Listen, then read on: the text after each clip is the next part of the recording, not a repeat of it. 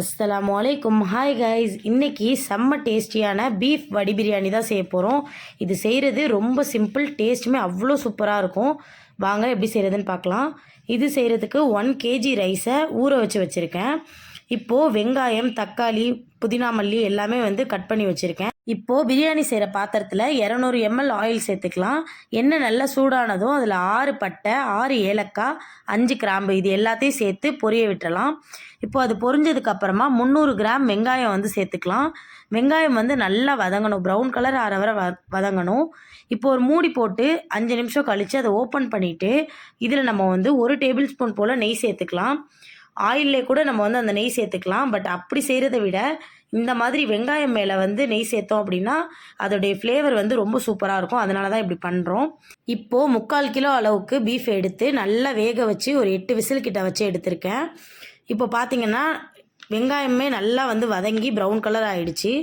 இப்போ இந்த ஸ்டேஜில் நம்ம சில்லி பவுடர் ஆட் பண்ணிக்கலாம். நான் இப்போது 2 டீஸ்பூன் அளவுக்கு சில்லி பவுடர் ஆட் பண்ண போகிறேன். நீங்கள் காரம் கம்மியாக சாப்பிடுவீங்க அப்படின்னா 1 டீஸ்பூன் கூட ஆட் பண்ணிக்கோங்க. ஆனியன் நல்லா ப்ரௌன் கலர் ஆனதுமே நம்ம ஃபஸ்ட்டு சில்லி பவுடர் தான் போடணும். அப்போ தான் கலர் நம்மளுக்கு நல்லா கிடைக்கும்.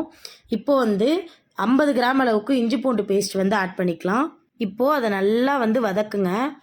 நல்லா அந்த இஞ்சி பூண்டோட பச்சை வாசனை எல்லாமே போகணும், அந்தளவுக்கு நம்ம வதக்கணும். இப்போ பார்த்திங்கன்னா நல்லாவே வதக்கியாச்சு.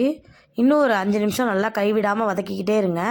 வதக்குனதுக்கு அப்புறமா இப்போது புதினா மல்லி 50 கிராம் அளவுக்கு சேர்த்துக்கலாம். புதினாவே மல்லியும் இந்த மாதிரி கட் பண்ணி வச்சுருக்கேன். அதை 50 கிராம் அளவுக்கு சேர்த்து நல்லா அதையும் வதக்குங்க. வெங்காயம் வதங்குறதுல தான் அந்த டேஸ்ட் சூப்பராக நம்மளுக்கு கிடைக்கும். வெங்காயம் மட்டும் நல்லா ப்ரௌன் கலரில் வதங்க வச்சுருங்க. நெக்ஸ்ட் இப்போ தக்காளியை ஆட் பண்ணிக்கலாம். தக்காளி 300 கிராம் அளவுக்கு நீளமாக கட் பண்ணி வச்சுருக்கேன். அதையும் இப்போ சேர்த்துக்கலாம். சேர்த்து இப்போ நல்லா வதக்கி விடுங்க. நல்லா வதக்கிட்டு இருக்கும்போது தயிர் 2 கப் ஆட் பண்ணிக்கலாம். 1 கிலோ பிரியாணிக்கு தான் இப்போ நான் சொல்கிற அளவு எல்லாமே. ஸோ நீங்கள் 2 கிலோ பண்ணிங்கன்னா இதே டபுளாக பண்ணிக்கோங்க. இப்போது 1 கைப்பிடி அளவுக்கு உப்பு சேர்த்துக்கலாம். உப்பு பத்தலைன்னா ஃபைனலாக பார்த்துக்கிட்டு போட்டுக்கலாம். இப்போ பார்த்திங்கன்னா 3 பச்சை மிளகாய் கீராமல் அப்படியே முழுசாக போட்டிருக்கேன். காரம் ரொம்ப அதிகமாகிடக்கூடாது, அதனால தான் இப்படி போட்டிருக்கேன். இந்த காரமே உங்களுக்கு கரெக்டாக இருக்கும். இப்போ பார்த்திங்கன்னா நல்லா அதை கொதிக்க விடுங்க. நல்லா கொதித்ததுக்கப்புறமா இப்போது இதில் நம்ம வேக வச்சுருக்க அந்த பீஃபை அந்த சூப்போடு அப்படியே சேர்த்துருங்க. சேர்த்து இதையும் நல்லா கொதிக்க விடணும். இப்போது இதில் நம்ம மல்லி இலை கொஞ்சம் ஆட் பண்ணிக்கலாம். சும்மா ஒரு கைப்பிடி அளவுக்கு கொஞ்சமாக மல்லி இலை மட்டும் ஆட் பண்ணிவிட்டு இதை அப்படியே மூடி வச்சிடலாம்.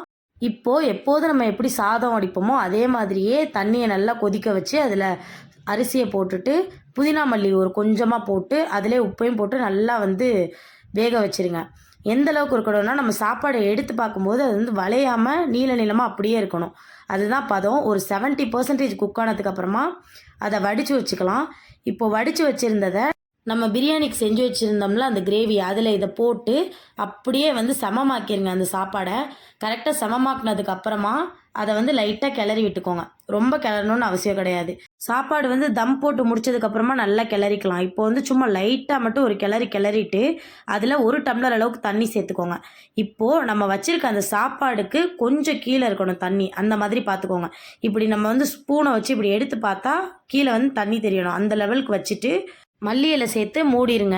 நான் நான்ஸ்டிக் பாத்திரத்தில் வச்சுருக்கனால கீழே தோசைக்கல் வைக்கலை. நீங்கள் வேறு ஏதாவது பாத்திரம் வச்சுருந்தீங்கன்னா தோசைக்கல் வச்சு லோ ஃப்ளேமில் வச்சு குக் பண்ணுங்கள். இப்போ பார்த்தீங்கன்னா சைடில் ஒரு பேனில் எண்ணெய் ஊற்றி வெங்காயம் நல்லா ப்ரௌன் கலர் ஆற வரை வதக்கி எடுத்துக்கோங்க. அதே மாதிரியே முந்திரியும் போட்டு நல்லா ப்ரௌன் கலர் ஆற வரை வதக்கிட்டு அதையும் எடுத்துக்கலாம். இப்போ 2ஐயும் எடுத்து தனியாக வச்சுக்கலாம். ஒரு 20 நிமிஷம் கழித்து அதை ஓப்பன் பண்ணி பார்க்கலாம் எப்படி இருக்குன்னு. பாருங்கள், பிரியாணி செம்மையாக ரெடி ஆகிடுச்சு.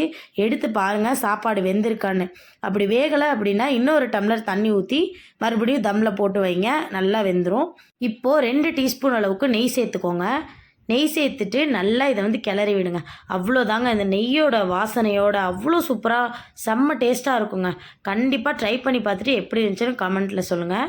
இப்போது நம்ம வச்சுருக்க அந்த ஃப்ரைட் ஆனியன் அப்புறமா அந்த கேஷ்யூ நட் ஃப்ரை பண்ணி வச்சுருக்கோம்ல அதை அப்படியே சேர்த்துட்டு ஒரு 2 நிமிஷம் மூடி போட்டு எடுத்திங்கன்னா செம்ம டேஸ்டியான பீஃப் வடி பிரியாணி ரெடிங்க. அவ்வளோதாங்க, கம்மன்னு அவ்வளோ சூப்பராக இருக்கும். இப்போ ஒரு பிளேட்டில் பிரியாணி, அது கூட கொஞ்சமாக அந்த பீஃபு, கத்திரிக்காய் தொக்கு, ரைத்தா இது எல்லாத்தையும் வச்சு அப்படியே எடுத்து ஒரு பைட் வச்சா ஆஹா சும்மா வேறு லெவலில் இருக்குங்க. கண்டிப்பாக ட்ரை பண்ணி பாருங்கள். டாட்டா.